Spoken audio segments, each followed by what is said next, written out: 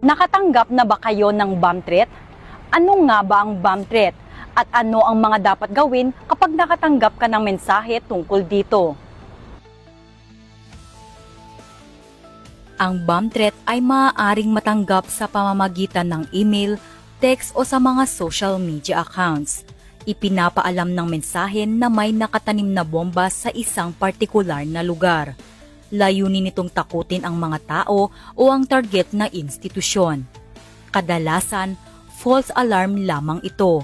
At minsan, ginagawa ito ng mga individual na may intensyong gumawa ng karahasan. Ano ang dapat gawin kapag nakatanggap ng bomb threat? Una, huwag magpanik at i-report kaagad sa pinakamalapit na police station ang natanggap na bomb threat para sa agarang pakikipagkoordinasyon sa PNP Anti-Cybercrime Group at sa AOD K9 unit ng PNP. Sa ating mga kababayan, ito ang mga mahalagang hakbang upang siguraduhing ligtas ang lahat. Sundin ang mga tagubilin tungkol sa bomb threat upang maiwasan ang anumang posibleng panganib nito.